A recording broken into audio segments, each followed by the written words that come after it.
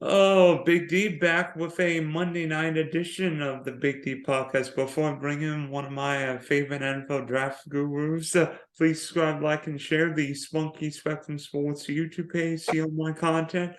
Football, baseball, basketball, golf, NASCAR. We'll talk a lot on the podcast. Also, check out the Big D podcast for all your audio listeners on Spotify and Apple. So back to talk the NFL scouting combine, FF Guru, Tony Walsby. So Guru, the NFL scouting combine's over, and there are a few storylines I've got from Indianapolis. How about you? Thanks for having me on again, Big D. Yeah. So for all your listeners, it's at FFGuru59 on Twitter. And I also am a writer, content creator for FF League Winners. So check me out on there. Any advice, anything you need, ranks, whatever. There might be a few rants over who's going to go, over where certain guys will go in next month's draft, but we'll leave it for that. But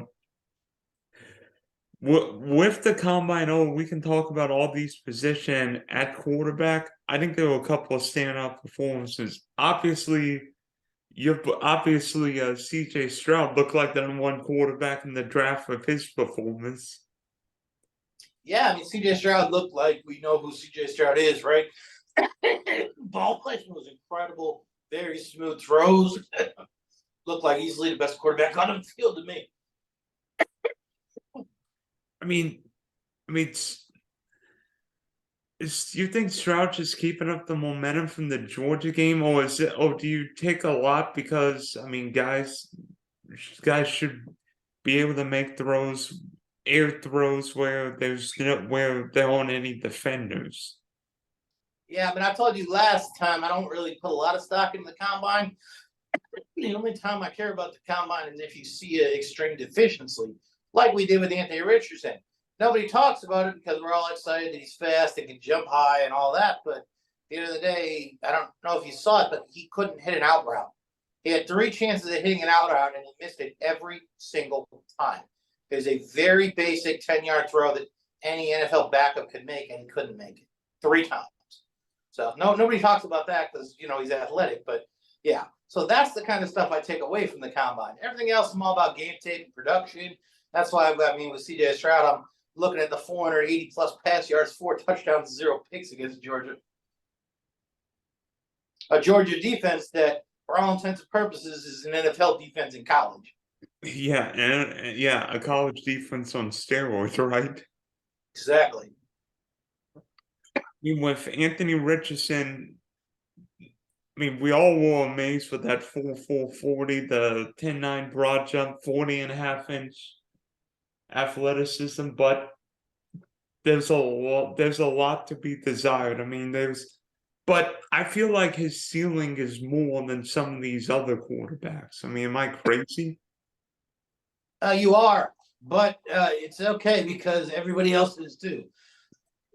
Everybody's obsessed with the dude from the combine because he was so athletic. At the end of the day, most people don't watch tape. Most people just go from what they're being told, and they're like, oh, yeah, okay, this guy's amazing. If you watch his tape, you see he can't play the basics of quarterbacking. Scattered shot accuracy, no footwork, no field awareness. The guy's got nothing going for him, which is why he led Florida to a 6-7 record last year, and his only year as a collegiate starter with no bowl appearance.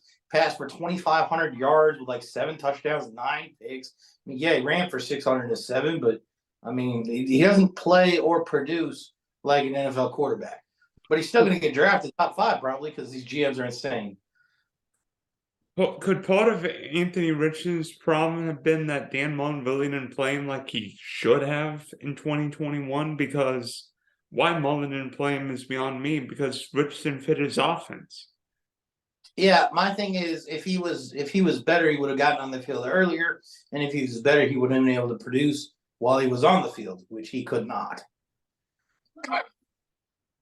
But that Florida 21, but neither Florida team in 21 or 22 possessed Kyle Pitts or Kadarius Toney offensively. Yeah, I'm not saying they had a lot of weapons, but you still got to be able to do something. True. So With Bryce Young, to me, the biggest number. Excuse. The biggest number with Alabama's Bryce Young to me was his weight. Were you a little surprised with how that Bryce Young weighed in at I think it was 204 pounds in Indianapolis? It was, yeah, 5'10", 204. I was surprised because he's a little guy, but they can manipulate that a little bit. Guy probably hit up the buffet before the combine, chugged a bunch of water before the weigh-in. They don't show us the actual weigh-in. He's probably standing there chugging water on the scale. And plus, I think Tyler did the same thing before his combine walkout a few years ago. But I mean, people are going to compare Bryce Young with Kyler or Russell Wilson. I'm not sure it matters. I mean, just because, I think it helps NFL teams that want to take a look at Bryce Young, see, oh, maybe he can add a little bit of weight on. Maybe he can play at 200, 205 pounds instead of 5'10", 190. Yeah, I think if anything, it showed his dedication to his craft that he was able to put on that weight for the combine when he knew he'd be tested on it. We're still here 2 months from the NFL draft in Kansas City. I think it's going to be fascinating to see what happens because with all the moves that happened today and will happen between franchise tag, free agency, trades, drafting, it's going to be a quarterback carousel because if you don't have one of these quarterbacks, you're screwed. Exactly, kind of how it's always been. Yeah. So at quarterback league. So at running back, obviously the top two guys in this draft. Well, there's a 1A and maybe a number 2 if you even want to call him a 2. But Bijan Robinson from Texas was the top running back in college football and the top running back in the scouting combine. I think the question with Bijan is how early is too early for him because obviously running backs on a rate on necessary to win Super Bowls, but how early is too early for Bijan Robinson? So Bijan Mustard is in a league of his own as far as the running backs in this class. There's a tier break after him. There's Bijan Robinson. There's a massive gap like cliff tier break. Then there's just Jahmyr Gibbs, Zach Charbonnet, and Zach Evans, Chase Brown, all those other guys. Tier break after Bijan. He is so good. Running back has become a devalued position in the NFL, and as such, I'm guessing he'll go top 15. Whereas back in the day, 10 years ago, he's Leonard Fournette profile coming out. I think Fournette went 4 to the Jags. Zeke was also drafted pretty high. So he's on those guys' level as far as where he should be drafted. But with running back being a devalued position and this being a very deep running back class, I think probably top 15. Yeah, a lot of people are going to say the Eagles at 10 could potentially look after him, but I think Philly's got bigger needs on the defensive line anyway. It would be interesting if Bijan went to the Eagles because Lord knows what the Eagles need, a home run hitter at running back. Yeah, all word out of Philly is that they're letting Miles Sanders walk, so I would expect them to draft some kind of running back. I don't know if they're going to use that kind of draft capital on Bijan, but they're going to draft one day 1 or 2. And Jahmyr Gibbs from Alabama sure looked like a tweener. He looked like that PPR kind of running back because usually with Alabama running backs they've got a lot of wear and tear because Nick Saban rides somebody, whether it be Derek Henry and Eddie Lacy, but I feel like Gibbs is the one Alabama running back with not a lot of wear and tear. He's got that tweener ability. He's got that home run ability runner. He can also catch down the backfield. And I think coming from Georgia Tech, he showed he could be a better inside running back than people give him credit for. I think Gibbs, maybe not top 10, but late day 1, early day 2. I think Gibbs is that perfect Alvin Kamara kind of running back.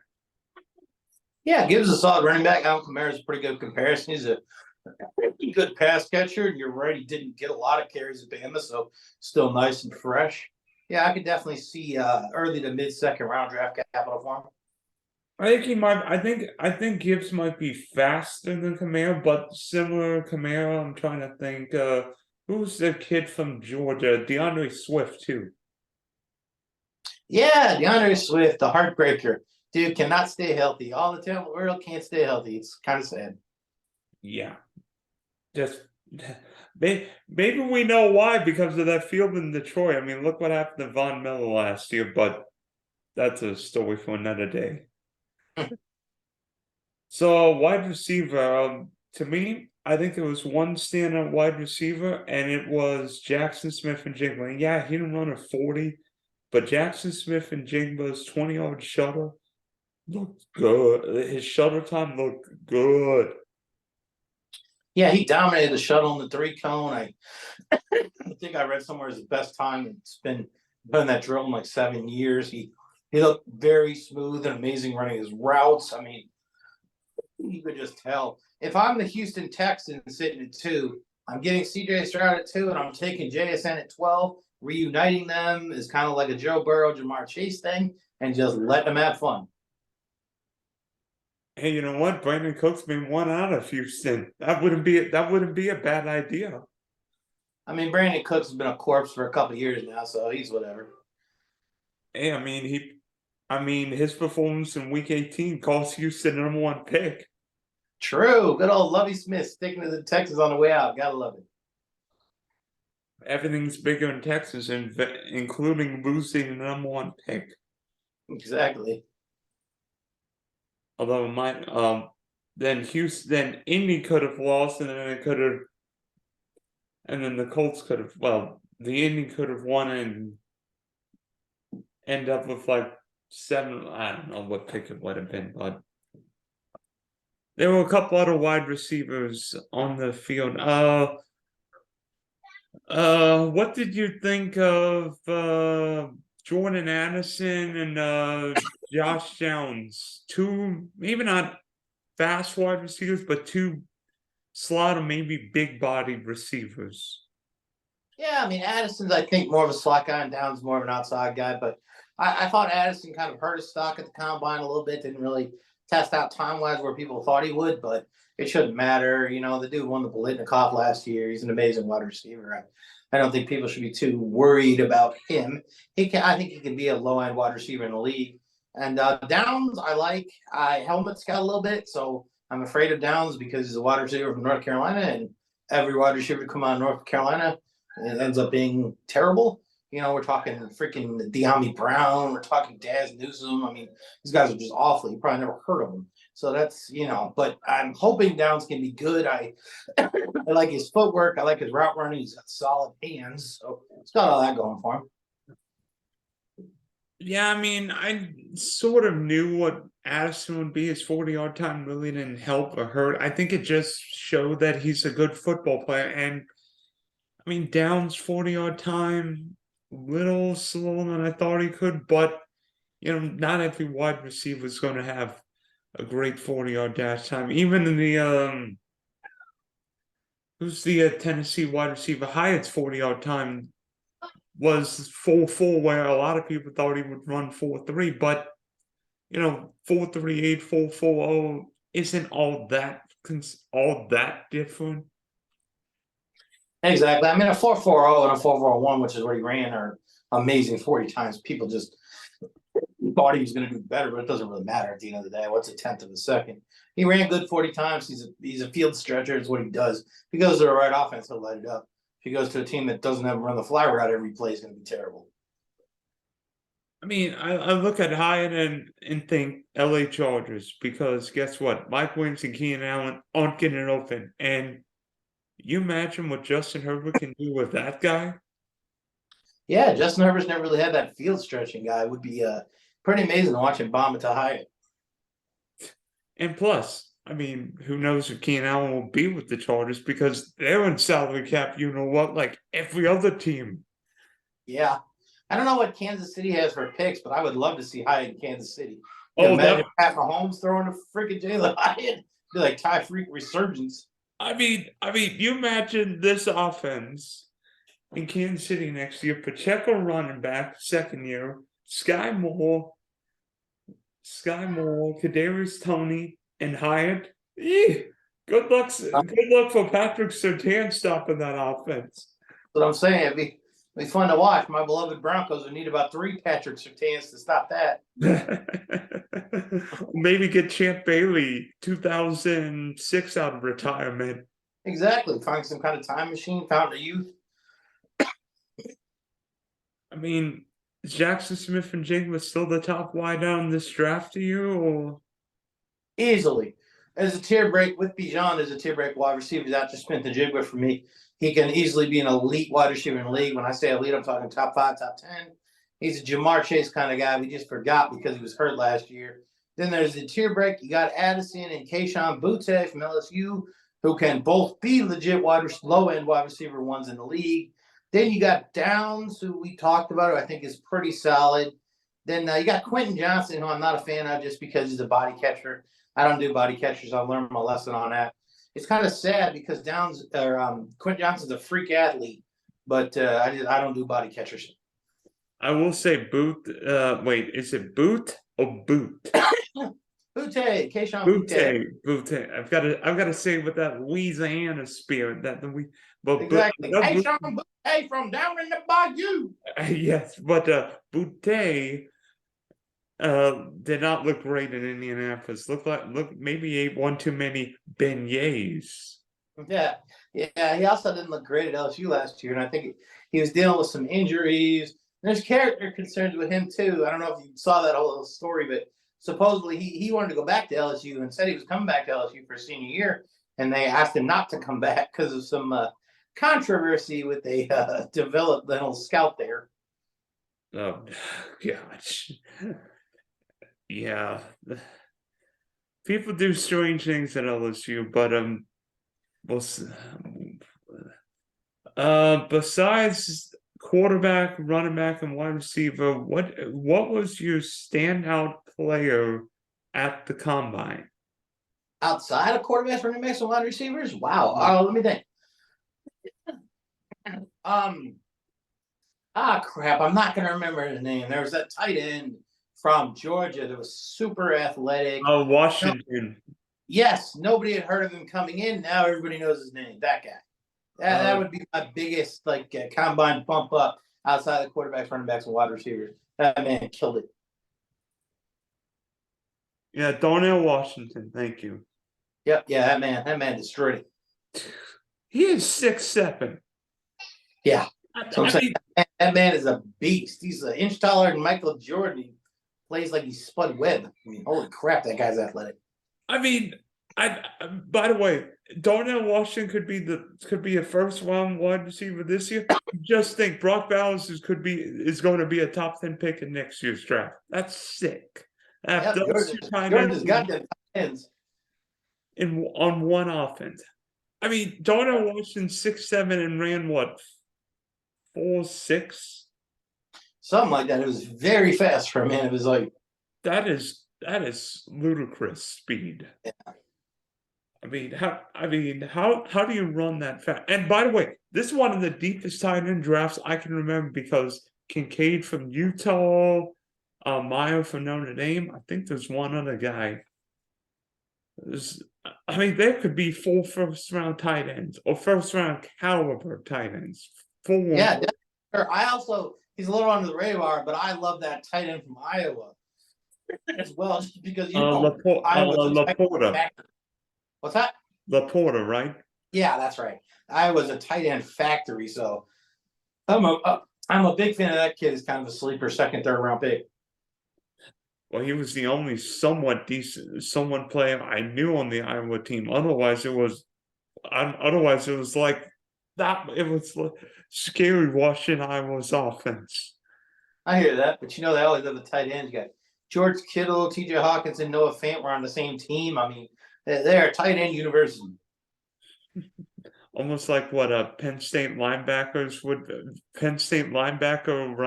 would be back in the day. Exactly. LSU wide receivers. Or DBs. Yep. So now we switch from the combine to quarterback. So there were two big quarterback developments today. One, Derek Carr going to the Saints. So, were you surprised that Derek Carr chose the Saints? No, so they were the first team that interviewed him. He told the Raiders he wasn't going to take a trade because he wanted to be cut and didn't want a team not to trade for him. They seemed like they always had mutual interest in each other. I mean, I think it's a good fit. Derek Carr is not freaking Tom Brady, but he's also not, Anthony Richardson. He's a solid starting quarterback in the league, kind of like a Jimmy Garoppolo, and I think he'll be good for that offense. Chris Olave to the moon. Michael Thomas to the moon for 3 games before he breaks himself again. Alvin Kamara is going to get suspended, so who knows what's going on there. They got that tight end I kind of like Juwan Johnson. That guy's a touchdown machine. So I think Derek Carr will be very functional for that offense.